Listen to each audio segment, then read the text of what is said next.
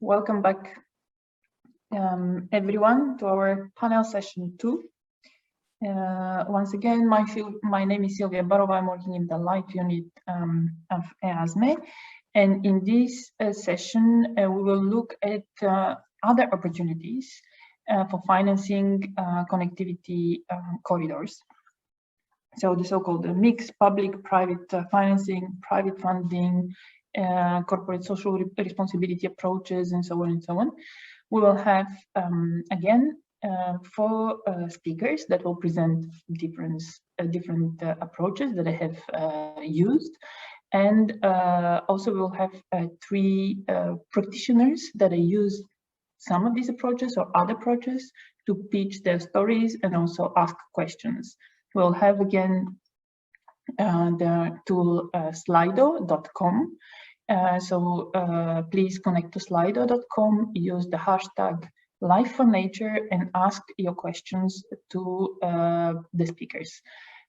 Please don't post questions for those that are following us here in Zoom. Don't post your questions in the chat.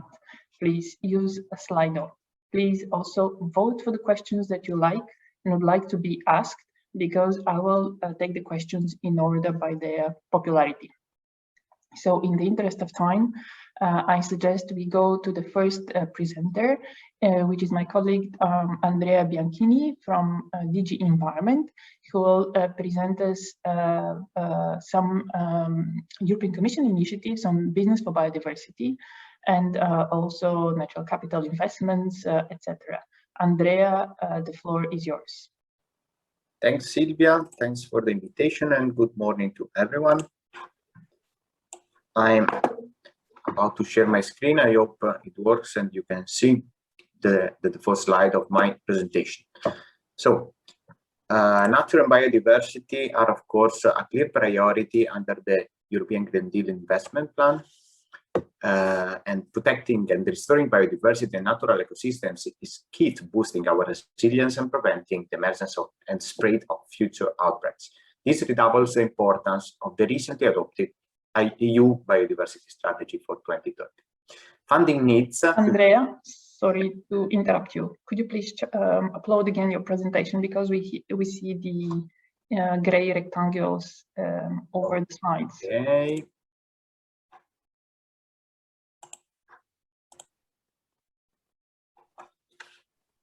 If you can close the chat box. My chat box is closed. Is it better now? No, we don't see anything. Okay, good. Do you prefer uploading the version I sent you?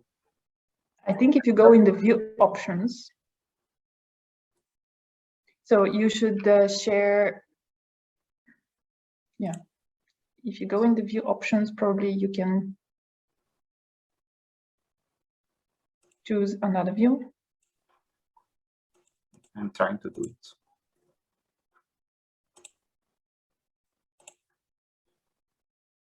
Or if someone from my great technical team colleagues in the backstage can help you.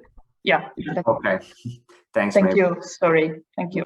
It's better. I don't know why it doesn't work. Usually it works.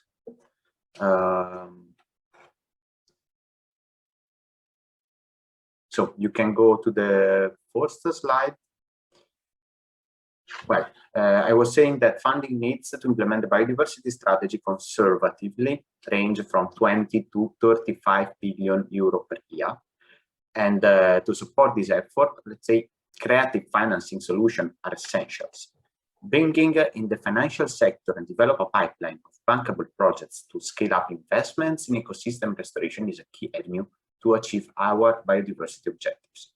This is actually even more important in the context of the economic recovery after the COVID-19 crisis, where we need to build a more resilient society. EU Natural Capital Financing Facility is already trying to do this, and in this context, our partner, the European Investment Bank, provides support to project developers in bringing bankable projects and solutions to life. We are now building upon the lessons learned from the NCFF and exploring better solutions under InvestEU. which is the new instrument of the EU in this sector. We have set, the objective of at least 20 billion a year to be unlocked for spending on nature through private and public funding at national and EU level, including to a range of different programs. And already a significant part of this, of the 30% of the EU budget that will be dedicated to climate action, so climate earmarking, will be invested on biodiversity and nature-based solutions, as nature restoration will make a major contribution to climate objectives. And furthermore, the ambition to working towards the provision of 7.5% in 2024 and 10% in 2026 and 2027 of the annual spending under the MFF to biodiversity objectives, while considering the overlaps between climate and biodiversity goals, has been agreed between the co-legislators. Under InvestEU, a dedicated natural capital and circular economy initiative is established to mobilize at least 10 billion over the next 10 years based on public and private blended finance. You can go to the next slide, please.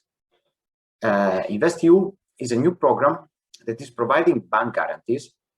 It will in fact support projects that are technical and economically viable to provide by providing a framework for the use of debt, risk sharing, equity, and quasi-equity instruments backed up by a guarantee from the union budget and by financial contributions from the implementing partners. It is addressed to public and private investments on which a private bank is not assuming the risk to a loan. And then it is basically intended to pursue fund-of-fund architecture in order to bundle and facilitate a broad range of finance solutions that can handle risk-return ratios currently not sufficiently serviced by commercial investors. We have in InvestEU, we have 4 areas of actions. So 4 windows. One is sustainable infrastructure, which is the biggest one, with a budget of 9.9 billion euros in guarantees. We have research, innovation, and digitization, small and medium-sized companies. And the 4th window is social investment and skills. The do not significant harm principle, which is pursuant to the taxonomy regulation and also referred in the InvestEU regulation, applies to the whole program, as does also the sustainability proofing, in order to assess projects above a certain size have a significant environmental, climate, and or social impact. Then 60% of the budget of the operation in the sustainable infrastructure window shall contribute towards climate and environment objectives.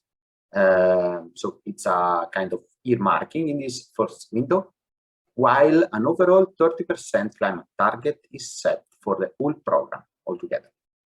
The program in general is expected to mobilize around 372 billion euro in leverage investments, and it is complementary to grant financing and other actions under the policy area it supports. Grant financing complementary can be LIFE, Horizon Europe, Connecting Europe Facility, as well as the European Structural Investment Fund. So also the cohesion policy that was mentioned before. We can go to the next slide, please. The European Green Deal Investment Plan acknowledges that greening investments and the economy generally requires a significant strengthening of technical assistance in order to proactively develop investment pipeline. Furthermore, it stressed the importance of technical assistance for promoting natural capital, climate action, and nature-based solutions. In this sense, we have the InvestEU Advisory Hub, which will provide advisory support for the identification, preparation, development, and implementation of investment projects. And also in order to enhance the capacity of public and private project promoters and financial intermediaries as well to implement financing and investment operations. Such support may cover any stage of the life cycle of a project or financing of a supported entity. The advisory hub is designed to act as the single access point to various types of advisory and technical assistance services, and will have a budget up to 400 million euros. This technical assistance will work on the basis of 5 different advisory products, one for each of the windows I mentioned before, and a cross-cutting one. The European Commission has agreed that a certain portion, 50 million, of the LIFE budget is allocated to advisory support initiative. And this initiative, this envelope of 50 million will be split into parts. A part will serve the top-up of the sustainable infrastructure advisory, so the technical assistance dedicated to the first window, the sustainable infrastructure window, and will be managed directly by the advisory hub. This advisory generally and the top-up specifically aims at supporting the setting up of project pipeline in the environmental sectors, and also the greening of other infrastructure investments, such as transport, energy, and telecommunication. The other part will support the development and the operations of a multidisciplinary roster of experts and the related services that can support green structures finance services on a cross-sectoral basis, so linked to the cross-sectoral dimension, cross-sectoral technical advisory on the 4 windows. This roster of experts would be established and operated for the purpose of strengthening investment teams of project promoters, both helping with greening of traditional investments and developing a deep green investment, ideally at the early stage of the promoted initiative. The roster would be made available to complement the support provided, as I said, in the cross-sectoral component. Andrea, you have 1 more minute. Yes, I almost finished. The objective of this green advisory then is to assist public and private investment promoters and related actors in the identification and development of investments promoting natural capital, circular economy, climate change, and so on. Where suitable, the support to be provided to the green investment will also take the form of blending. For blending, we define a combination of different forms of support. At least one repayable form of support, so a budgetary guarantee or a financial instrument under InvestEU, and a non-repayable form of support. An example, a grant financed by LIFE in our case. The grant element will be used in a strategic way, in the sense to attract financing for more important investments by pooling together resources from various donors. Blending multiplies the possibility to have investments materialized and gain some leverage thanks to this cooperation. Blending could be used to facilitate the project replication or to support the identification and promotion of possible green investments. So for the moment, it's everything from my side. Thanks. Thank you for the attention. Thank you very much, Andrea. So indeed, there is a lot of initiatives that the Commission now kicked out for business and biodiversity and so on.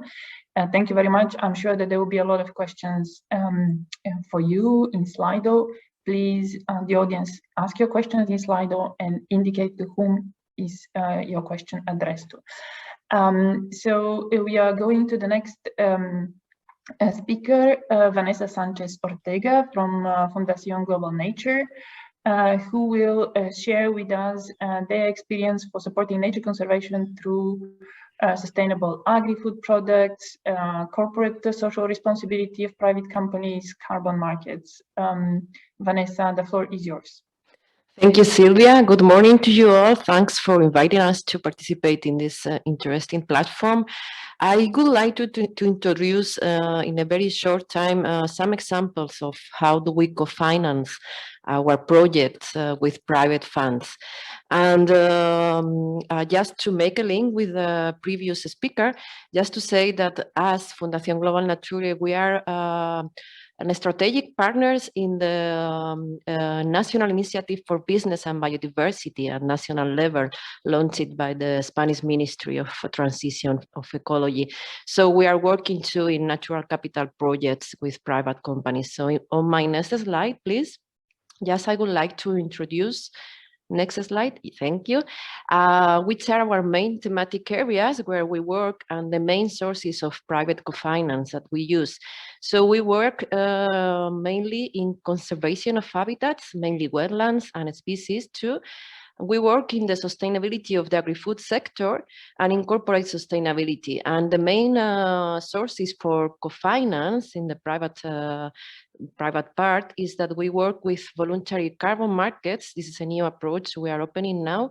We work too with sustainable agri-food products, and we work with corporate social responsibility. On my next slide, I give you just a small example on wetlands restoration. Is one of our main thematic areas. We have worked in more than 20 projects for the restoration of ecosystems funded by the European Union and mainly by LIFE programs. But of course, we need to the private co-finance and other sources of co-financing. And we have invested almost 19 million euros in more than 14,000 hectares in 110 wetlands in this line. And on my next slide, I give you an example of a new source of co-financing that we are trying to launch with a new LIFE projects we are implementing now that began in October 2020 is the LIFE Wetlands for Climate. And with this project, we are trying to demonstrate that Mediterranean wetlands may act as carbon sinks if they are properly managed, conserving, of course, their ecological integrity. So we are trying to calculate the carbon cycle of the management measures in 10 pilot wetlands, almost 30 measures we are going to measure. And in the next years, we will try to approve a new methodology in the voluntary carbon market standards regarding Mediterranean wetlands restoration that will allow us to certificate and sell carbon credits. And for instance, just an example of the capacity for carbon capture of this kind of ecosystems is that freshwater and brackish marshes can capture carbon, especially in restored sites with a paramount role of phelophytes of 9.5 tons per hectare and per year. And this is already a fact of the research that our partners are doing in wetlands, in Mediterranean wetlands. Next example on my next slide is regarding one of our main business cases is based on sustainable agri-food products. And since almost 15 years, we are working with organic lentils and chickpeas produced to preserve biodiversity.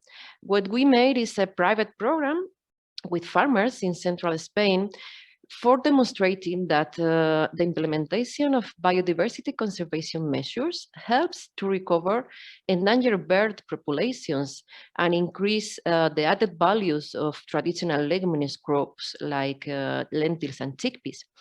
So we know, everybody knows, at least in Spain, that extensive cereal crops in rotation with local legumes host the last European population of steppe birds, most of them endangered. And we implemented a LIFE project that is just finished this year, the LIFE Estepas de la Mancha. You can find the link in my presentation, where we work with private farmers, and we give them an extra social value thanks to the biodiversity conservation. So the farmer receives 1.02 euros per kilogram of legumes because we make the packaging and the commercialization of these legumes that are cultivated into Natura 2000 sites with organic farming, and the consumer is ready to pay €2 plus for every kilogram of legumes if we give them this added value of ecologic and conservation through biodiversity measures. So we are exporting to Germany our production around in between 50 to 70 tons per year. And in Spain, we are selling around 20 to 25 tons per year. And on my next slide, I give you an example of these business and biodiversity initiatives we work with. This is one example of corporate social responsibility, but of course, in our website, you can find many other examples. And this is a project we are developing to improve the connectivity of DuPont's lark populations. So this is a bird, very endangered, and we work in steppe habitats in the northeast of Castilla-La Mancha, where we are converting cereal crops into other crops, permanent crops as lavender, as you can see in the picture. And with this conversion, we are protecting the habitat of this bird, the pond lark, and improving the connectivity of different populations. So we ensure less use of fertilizers and pesticides too. There is no need to plow, so there will be less erosion. And we offer touring services. So it's a more profitable crop with a better social impact. And this is financed by Naturgy and Enel, two energy big companies, through their compensation measures in an environmental impact declaration. But they went further to these compensation measures with a policy of corporate social responsibility, where they developed first a biodiversity action plan to improve the compensation measures. That was a must, of course, in the law. And that's it. These were just a few samples, but on my next slide, you have the website of our organization where you can find more other examples. Thank you. Thank you very much, Vanessa. That was a really great wealth of different examples that you provided us with. I would like now to give the floor to Miguel Rafa from Fundación Catalunya La Pedrera, who will also provide us information about diversifying private sources of income and funding for conservation. Miguel, the floor is yours. Thank you, Sylvia, and organizers. I'm going to present a practical, a real case from our Fundació, the Foundation Catalunya La Pedrera, which is based in Barcelona, in Catalonia. We are quite a large foundation, and we have 5 main programs to work with education, especially science education, social welfare, culture, nutrition and food, and nature as well. We have a social impact of more than 500,000 people benefited from our programs, which is done thanks to the visitors that we get to our natural and cultural heritage centers, and particularly the building of La Pedrera in Barcelona. Altogether makes possible these programs because we have this overall income of 45 million euros per year. That was in a normal year in 2019, not last year of the pandemic, let's say. And the good thing is that this is almost 100% self-financed. So we generate our own income thanks to the visitors. The other way around, the 1.5 million visitors we get to our centers make possible all these programs and all these beneficiaries of our work. If we go to the nature programs that I'm responsible for, we own and we manage a network of privately protected area in Catalonia, in our region, which is the largest that we have. And we also use other mechanisms like land stewardship agreements or other conservation agreements with especially with local municipalities. But again, let's say the generating income from this is possible thanks to the visitors to our Natura sites. We have approximately more than 400,000 visitors to these areas every year. And thanks to that, we can employ about more than 30 people in the sites, in the natural sites, which are essentially almost all in Natura 2000, and some of them even in other protected areas. In our natural sites, we have 6, not everywhere, but in 6 of our sites, we have visitor centers. And in these visitor centers, we can organize some activities which are under payment, and also some ecotourism activities like photographic hikes, etc. And we also have shops for the visitors, so they can buy especially local agricultural related foods and things like that. And this also generates some income for us. So if we go into the numbers, that's the case of our foundation in 2019. We had an expenditure of 2.6 million euros in the management of these natural areas. And we had an income, we generate an income of almost half of it, thanks to these different systems. The most important, 80%, was from the activities that we organized in these education centers and these agro-environmental shops. The parking sites and the payment for services in our sites was approximately 14% of the income generated. And then there was a little amount of funding from life projects. We are also participating in several projects during the last decade or so. And this represents only a little amount of the income generated. The rest are a little revenues from agriculture or forestry or hunting in our sites. But this usually is very little that we can get really as an income. The rest are usually more expenses than income.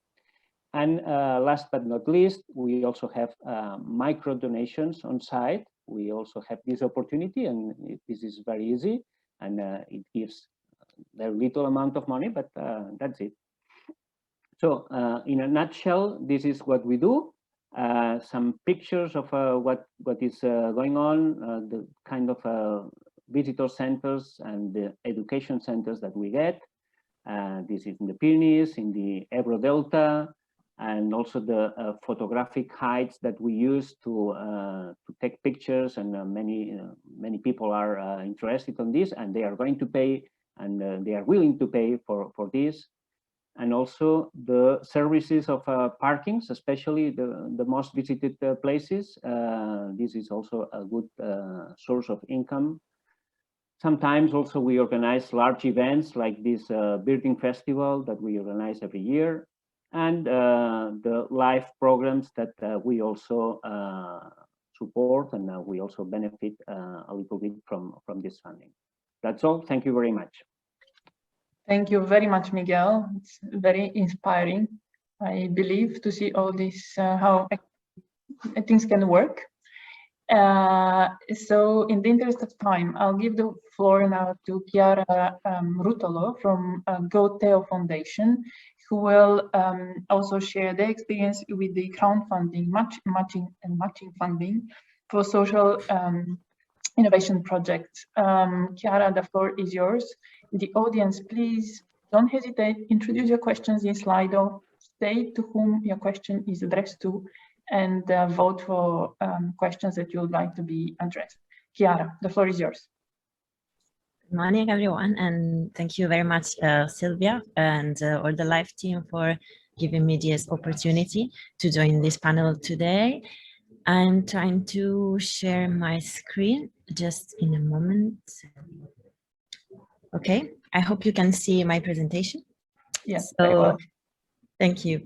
So my name is Chiara, and I'm a EU project manager and fundraiser at the crowdfunding and match funding for social innovation projects platform, goteo.org. And I participate in this panel to present alternative ways of financing projects that might be of interest for your initiatives in the field of natural connectivity and biodiversity preservation. So first of all, what is crowdfunding? Well, crowdfunding is a form of collective financing, as the word itself suggests. It's financing from the crowd. And donors get in exchange for their donation, for their contribution to your project, little rewards. What we have to keep in mind when talking about crowdfunding is that we always refer to the digital world. There is always a platform that is what enables the donors to, and also project promoters, to have the virtual environment where to run their financing campaign online.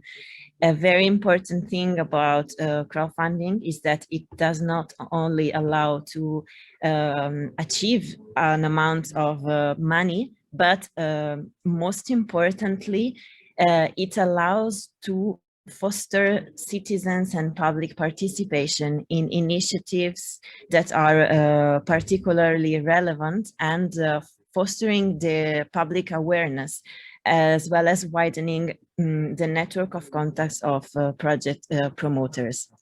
A particular kind of crowdfunding, a bit in line with what Andrea said about blending funds, is match funding. Match funding is a kind of crowdfunding where the money collected by the crowd is matched or doubled by public or private institutional money. So this entails a win-win situation, both for supporting institutions and for project promoters. On the one side, because the institution raises its credibility towards the public, because crowdfunding projects supported through Goteo always have these data transparency. They follow the data transparency policy, and at the same time, projects gain credibility thanks to the fact of being associated to an important institution and being supported by it.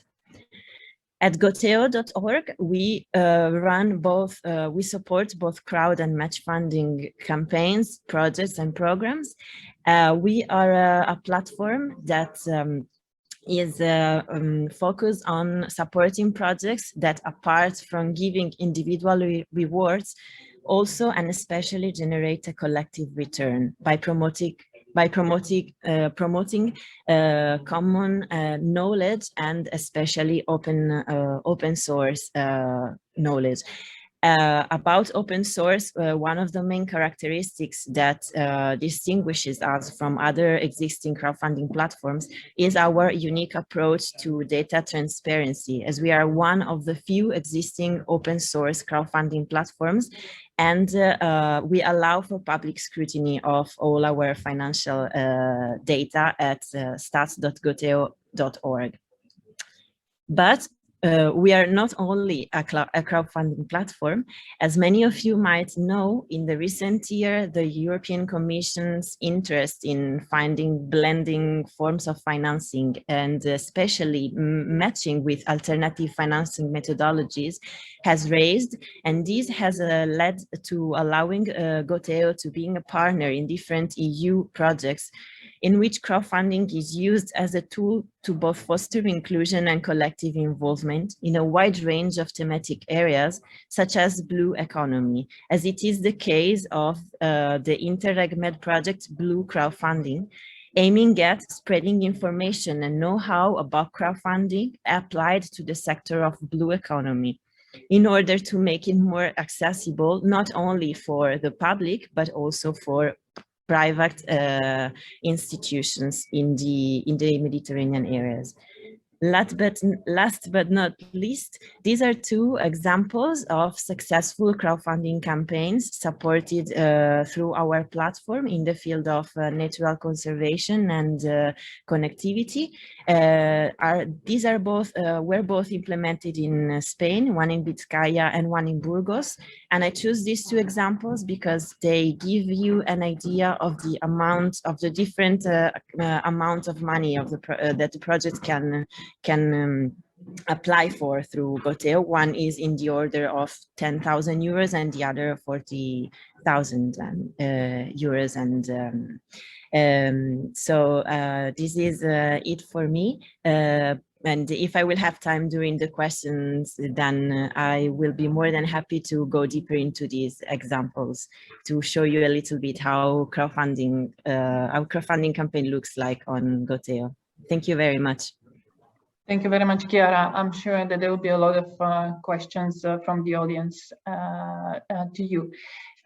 We are late with the time, and then I suggest we go straight to our panelists, who are three in this session. I will invite them to be very brief with their pitches, so explain us what their experience is, and also they will have the possibility to ask a question, to address a question to one of our speakers. So the first panelist is Dermot Crean from the Peak District National Park, who is working on a life support project which is called More Life, aiming at the protection of peatlands in the UK. So Dermot, the floor is yours.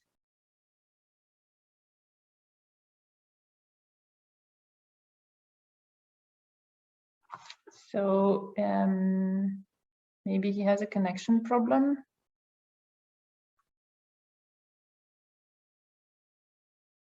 Dermot? Okay, probably he has a connection problem. So I suggest, I see that Max is from Nature Conservancy is there. So Max, I give now the floor to you to tell us what your experience is under the Life Adaptables project. Oh, thank you, Sylvia. So good afternoon, everyone. My name is Max Ricker. I'm a project manager at the Nature Conservancy. And today I'll be very briefly pitching an innovative approach which the Nature Conservancy has been developing over the last 6 years, and that is insurance for nature-based solutions. So why insurance? Well, insurance in short can incentivize investment in nature where traditionally there's been very little funding available, and it can be used to directly protect nature itself. So the Nature Conservancy has developed two solutions so far in this line. However, one is still in the concept phase. So today I'll just be talking about our active mechanism, which is the world's first ever insurance policy for a coastal ecosystem. And this ensures the Mesoamerican reef and some adjacent beaches in Mexico. So how does it work? Well, we first demonstrated and quantified the protection benefit of the reef in this area against storm surge in terms of avoided losses. And this showed that for this region, the reef is really key for coastal protection. However, we also know that severe storms on top of other stress factors damage these reefs every year and thereby reduce their ability to protect the coastline. So really, we need to maintain the reef in order to keep its protection benefits. So with the cost-benefit analysis, we were then able to make a strong business case that showed that repairing the reef after storms is still a more cost-effective means to protect coastal infrastructure here than other alternative risk reduction measures. And while this is a cost-effective investment, the reef repairs themselves after storms do have a high upfront cost, and they need immediate action, which is not always an easy ask. So as part of a comprehensive risk management plan for the community, we collaborated then with the reinsurer Swiss Re and the state government there of Quintana Roo to design an insurance policy, which protects the reef and provides immediate payouts for reef repairs following storm events. So the mechanism is up and running, and in fact celebrated its first payout this last hurricane season for restoration work. And through this, the community was able to maintain the reef and keep it healthy and functional. So that's the solution in a nutshell. And where do we stand overall? Well, we're still in the early stages for exploring the potential of insurance for nature. So far, we've worked in tropical regions with coral reefs and somewhat mangroves. And now in our current LIFE project, we're going to begin exploring the potential for an insurance solution with salt marshes on Europe's Atlantic coast. So we're very eager to explore this concept in other ecosystems, geographies, and risk types. And we do see great potential for really engaging the risk management sector here to protect nature.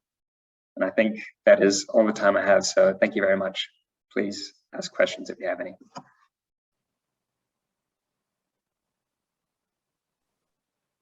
Yeah, thank you, Max, very much. So your question is targeted to Vanessa. If I would... That's right, yeah. So Vanessa, I was wondering if Global Nature has looked at leveraging finance from the private sector, so specifically the risk management sector, to co-finance any projects. Thank you, Max. In fact, we didn't explore the risk management sector, but we think it could be a very interesting option for wetlands restoration, since wetlands are more the coastal wetlands are an interesting option or approach to climate change adaptation, since these ecosystems provide resilience to hazards such as flooding or storm surge and coastal inundation. But we think that's an area, an interesting source of funding to explore in the coming years, but we didn't work at it at all by now. All right, thanks. Thank you very much, Vanessa. I would like now to give the floor to Susanne Richel from CDC Biodiversity. We watched the nice video during the short break that we have before this panel. But Susanne, the floor is yours to tell us shortly about your initiative, and also you have the possibility to ask questions. Please, the floor is yours. Hi, thanks a lot, Sylvia. I do have some questions. I'll have to choose. I'm Suzanne Riel. I work for a French company called CDC Biodiversity, or CDC Biodiversity in English.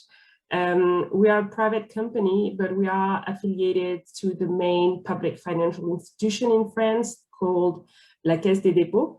Our mission at CDC Biodiversity is to develop tools both for private and public actors to act on biodiversity conservation and restoration. So yeah, indeed, you might have seen the video during the coffee break from us showing one of our main activity, which is building and implementing ecological projects for compensation measures, so based on regulation. And the projects you've seen in the south of France is actually supported by the NCFF, so the European Natural Capital Financing Facility. So actually, one of my questions, I don't know, Andrea, if you could tell us a bit more afterwards about the NCFF and the perspectives of development of this fund. But I just wanted to say that despite these regulatory aspects, we have also developed voluntary-based tools to act, such as the program Nature 2050 that you can see in the background. It's a program that is focusing mainly on mobilizing private funding to support projects led by local actors in France on nature-based solutions adaptation projects for climate change. It's a project that has been launched in 2016. So we have mobilized and engaged 4.6 million euros from private companies, which has enabled us to launch 41 projects all across the territory in France. And in this program, we are actually partner from a life integrated project called Artisan, which is led by the French Biodiversity Office since last year on nature-based solutions. So both on these different tools, I have questions. So on the NCFF, but also maybe a question for Chiara on crowdfunding, but maybe more on match funding, which is something that we are very interested in, because we're working with private companies, but we would like to match it to also the population in specific territories. So do you have any example of match funding and good practices to implement such a project, please? Thanks. So, Andrea, I'll give floor to you first. Please be brief in your answer because we are ahead of time. Yes. Yeah. Thanks, Susanne, for the question.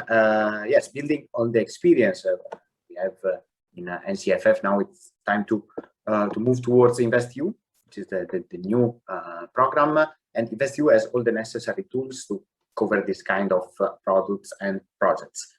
As DGM, of course, I can answer on behalf of DGM, that we fix the policy priorities, and biodiversity and nature-based solutions are definitely part of our priorities.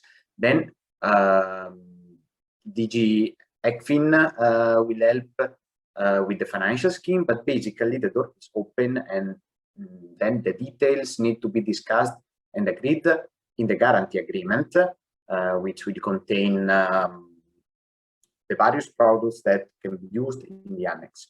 For each product, we are, as the Commission, we are already discussing with potential InvestEU partners. Also, nature-based solutions or projects compensating biodiversity loss can be a component of bigger investments, and this is valid also when we speak. I'm also referring to Max question. To think to bigger investments is also good in order to raise the interest of insurance schemes under InvestEU. So to make together, to put together some projects may also increase this interest in being involved. Then such sub-projects components can be used to improve the sustainability also of non-environmental projects, and this can be demonstrated during the sustainability proofing exercise that is a requirement for all the operations under InvestEU. I hope I've been able to answer. Yeah, thank you very much, Andrea. Chiara, there was a question about match funding to you, if you can briefly reply, because we have a lot of questions coming in Slido, and I would like that we also provide answers to those, because we have a large audience out there. Chiara. Of course. So thank you for your question, Suzanne. I'm sharing in the chat 2 links of recent match funding channels that have been launched on Goteo. What I can say is that I think, according to the video that I've watched about the projects that you have, I think your initiative would work perfectly in match funding, especially because you already are in contact with local private and public institutions. So in these 2 examples, I think the first one is more relevant for you because it is in the field of rural development in the area of the northern area of the region of Catalonia. And so what I can say, to run a match funding channel, we normally identify one thematic area. In the first case, it was rural development. In the second link I sent you is the cultural development. And then around in this area, we support a number of projects. In the case of Farelat, it is because it's running right now, it's 6 projects. And one key element that I feel like sharing as one of the most important for having a successful crowdfunding campaign is community engagement. So I would suggest you to choose a challenge that you feel that is particularly relevant for the local community, not only for the local institutions, but also and especially for the people, because the projects run through Goteo should, as I said in my presentation, have a huge collective return. So this is a very key element. Thank you very much, Chiara. Susanne, I hope your question is answered. I suggest now we move to Slido, because we have a lot of questions there. Thank you very much to all the speakers and the panelists. So apparently there is a lot of interest in this new innovative, not really standard way of how we can finance nature conservation and connectivity conservation as well. The first question is for Vanessa from Inga from the Latvian Fund for Nature. They also implementing a live project. So Vanessa, what role does the Fundación Global Nature take in the market initiatives? For example, in the lentil case, advisor or more active role, funding the markets, managing the sales? Vanessa, please. Thanks, Sylvia. Yes, FGN has a very active role in this project. We are packaging the legumes, chickpeas, and lentils. So we make the land stewardship agreements with the farmers in Red Natura 2000, and then we package the lentils and we commercialize them. We are the sellers of the legumes, so we make the commercialization and everything. So, and we ensure that these farmers are, of course, they have the organic level, the official European organic level, and then we ensure that they are growing the legumes in Natura 2000 areas, and that they manage some biodiversity measures to improve the green infrastructures for steppe birds and so on. Thank you very much, Vanessa. So the next question goes to Andrea. Is the InvestEU program partly a grant, partially a grant, or just a loan? Is it partially a grant? If it is partially grant, then what is the percentage that goes to it? Andrea.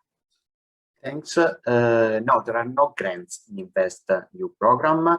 InvestEU programs, we are encouraging InvestEU programs to be used in blending or combination with grant financing from cohesion policies, funds, and life in example, but the program itself is providing loans, guarantees, counter guarantees, other capital market instruments, or even equity or quasi-equity investments provided directly or indirectly through financial intermediaries. By the way, grant financing is part of other instruments like the European Structural Investment Funds or LIFE. Yeah, thank you very much, Andrea. So the next question goes to Chiara. And the question is, what percentage of the funds raised goes to GoTeo? So basically, how you manage to sustain yourself. Yes, we sustain ourselves partly, not only, but with the 5% that we deduct from the total funds raised by each project. This amount basically corresponds to the administration costs, and it contributes towards the covering of the operational functioning of the platform. For example, project web hosting, server costs, the daily server administration, the real-time resolution of projects, and of course also the follow-up and the tailored advice that our expert crowdfunding experts offer to the project promoters throughout the implementation of their crowdfunding campaign. Thank you very much, Chiara. So the next question is again to Andrea. I somehow lost the question. Something happened in the order. Okay, so Miguel. You already saw it in the case. Yeah. Yes, my colleagues are just also I'm having several screens around me. So. No, I was also reading on the app the question. Exactly. And, yes, exactly. So Miguel. Okay. a question to Miguel, if I may go ahead. Miguel, has the COVID affected your income in 2020? I think this is a very pertinent question. And if yes, how have you compensated for the potential losses? Well, the answer is yes, definitely. I mean, the pandemic has affected everything almost in our region, especially because it's a touristic region and we depend mainly on tourism. So of course, we have had some problems this year, and so we decided to do a 5-year financial plan in order to overcome this problem. We don't plan that the tourists will come back again on the same numbers. And so we have to diversify again more our sources of income. So we are going, for instance, we are going to go more for European funding. We think that this is now, it's a good opportunity, it's a good time for this. And so we are going to get for this funding. But we also are going to use some of our programs like the Science Academy. So we are going to get some income from the people willing to pay for these services that or these projects that we have, and also marketing better our products. And we think that we have still some room for this. Of course, we have been using loans as many small businesses in our country, and also we also get some reserve funds that help in these cases a lot. So we get use of our reserve funding, and also we had to sell some assets, some for instance old buildings that we had. And we had to, of course, overcome these difficult times. Not only this year, but it's going. We think it's going to last at least a couple of years more. So it's a medium-term plan that we have. Thank you very much, Miguel. So the next question, are finances coming from crowdfunding legal in all EU member states? Is this platform country-based or European? Chiara, the question is to you, and I'll just link it with the other question. There is basically, it's the same, which there is a question whether it's possible to launch a crowdfunding campaign with Goteo from abroad, so outside Spain. Yeah, so regarding if crowdfunding is legal, I think so. In all European member states, Goteo is part of ECN, which is a European crowdfunding network that includes platforms from many countries in Europe, like Italy, France, Portugal. So I think yes, and despite from the fact that we are based in Spain, we can of course support projects worldwide. We have examples of successful nature conservation projects in Mexico, for example.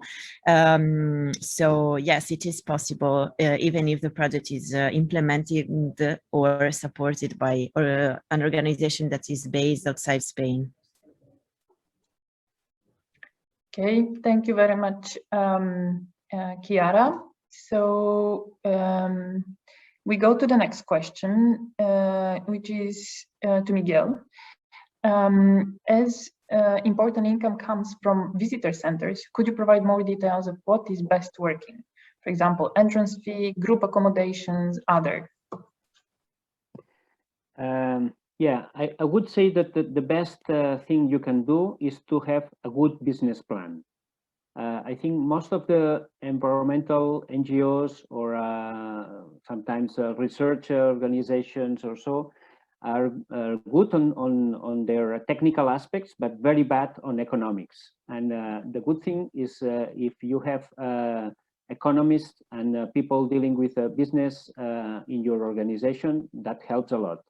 So if you have a proper business plan, that really makes more effective way of using the resources, and also getting more benefit from the income that you can generate.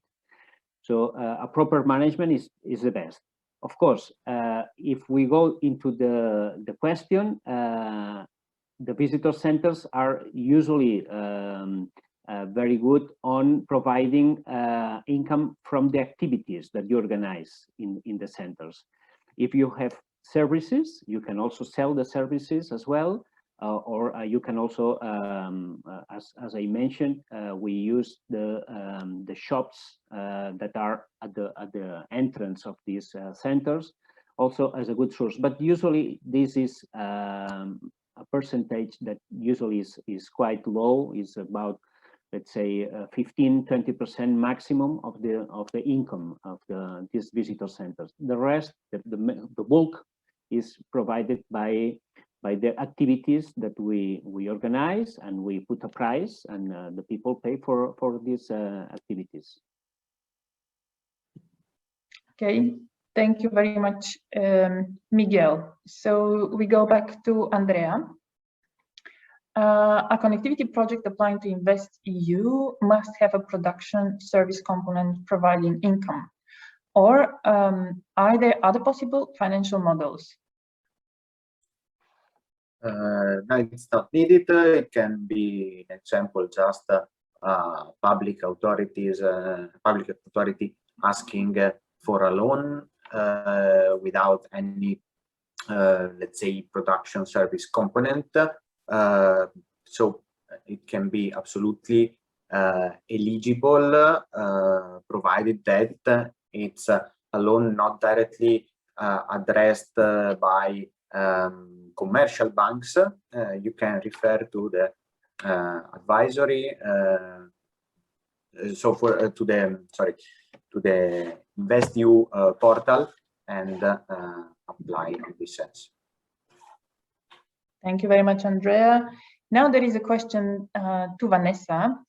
Vanessa, which are the main challenges in the voluntary carbon market to certificate project? Thank you, Silvia. Well, there are many challenges, but maybe the main one is to, first of all, that the methodology of the project you want to certificate is approved. So in the case of wetland restoration, there are not many methodologies approved. Just, for instance, the VCS standard from Berra has a methodology for peatlands restoration, but not for Mediterranean wetlands. So anyway, also if the methodology is already approved, the process is large and is expensive, and the requirements are very strict, and to guarantee the high quality of the credits that imply administrative costs of a voluntary carbon project of several tens of thousands of euros. So sometimes it could be prohibitively expensive particularly for smaller scale projects. So an option could be the regional standards, not international ones, but somehow, for instance, in Spain, there is an initiative from the Spanish Office for Climate Change, from the Ministry of Transition of Ecology, that has got a project for CO2 absorption addressed to private companies to compensate the carbon footprint. And these regional standards, but for instance, for peatlands, there is one example in Germany, the More Futures standard. This regional offer a good alternative to reduce these costs, and usually they operate with fixed set of juridical rules or regulations that is not so high and so expensive and so difficult to manage. And they address a different market, more personal and more transparent too, and compared with the anonymous global carbon market of the international carbon standards. So good regional standards could deliver carbon credits too on the same quality, but at a considerably lower cost. So that challenge could be approached in that way. Thank you very much, Vanessa. So we have another question to Andrea, and then we have one more question, and then I think we can close. Andrea, when will the first competitions appear, and where information can be found about details about procedures and so on? So first of all, I start from the second question. There are already information available on the web, on the Europe website, europa.eu, if I'm not wrong. You can search for InvestEU. It's already available, the Commission proposal of the regulation, but it's a bit outdated now because there has been found an agreement between the co-legislators on an updated version of the regulation. Following the regulation, it will be published. It's not yet public. The investment guidelines that will be really important to understand all the contents and the process, and it will be a delegated act. I suppose it will be publicly available in late spring. Now it's in inter-service consultation. Then there are no competitions because it will be the program will be demand driven. So that there will be, let's say, a call for implementing partners, first of all. So an example, national investment banks can, an example, apply to become officially an implementing partner. But if you are looking for applying to have a project financed, it will be absolutely demand driven. And we will take care of ensuring this, let's say, earmarking of the spending. So the 30% overall on climate and the 60% environmental and climate in the first window. And we can assume that it will be, the program will be up and running in the second half of 2021. Depending on the official approval process. Thank you very much, Andrea. Chiara, there are two very last-minute questions, which I believe you can quickly reply. So first is, can you provide an estimate of the total project budget suitable for crowd or match funding? And is the amount raised tax deductible based on the experience you have? Please, Chiara. Okay. So I start from the second question. So it is tax deductible, but as of today, unfortunately, only in Spain. So, but our developers are working hard to create an API that would connect the platform with banks from other countries.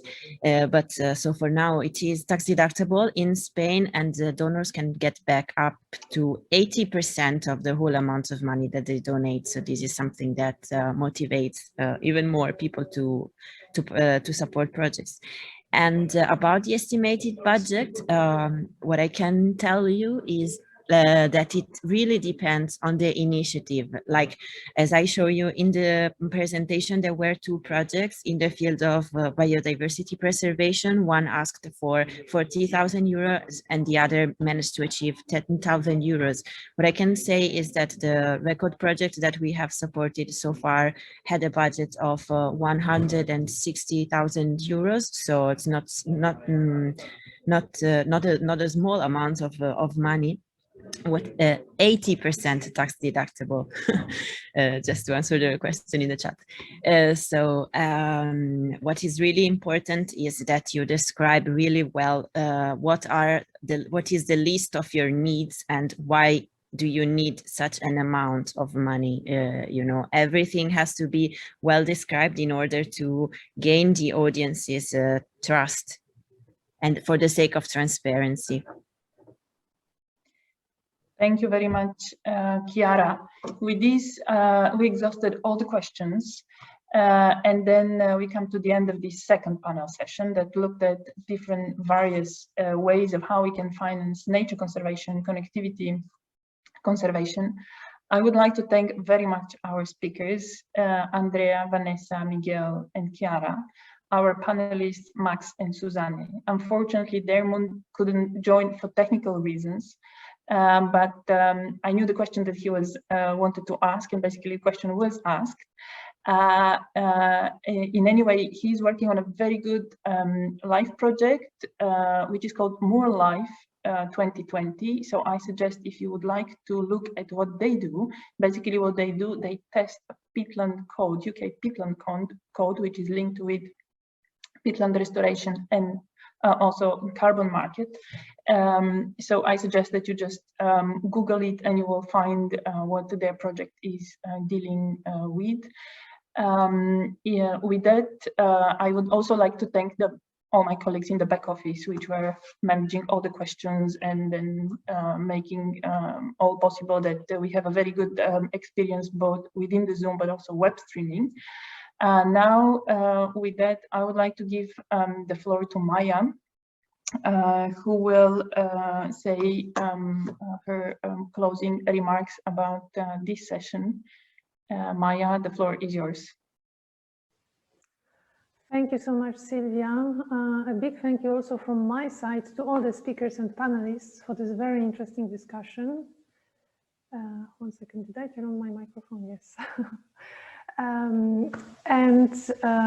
Thanks to you, we have received a very comprehensive overview of different public, private, and blending options for financing connectivity conservation.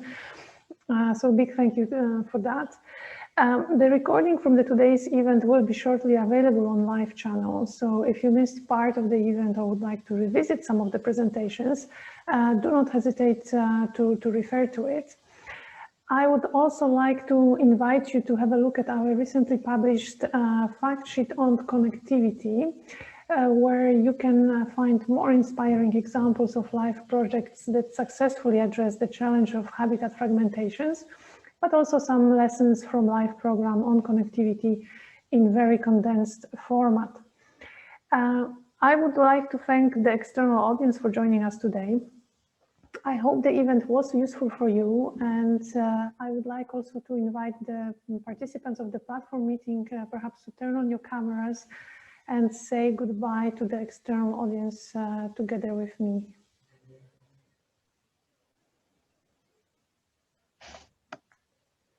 So yes, thank you so much for joining, and we hope it was useful for you. Thank you. Bye. Bye. Bye. Thank you. Bye. It was great. Thank you. Bye bye. Bye bye. Thank you. Bye. But please don't go. I mean, if you're in Zoom, please.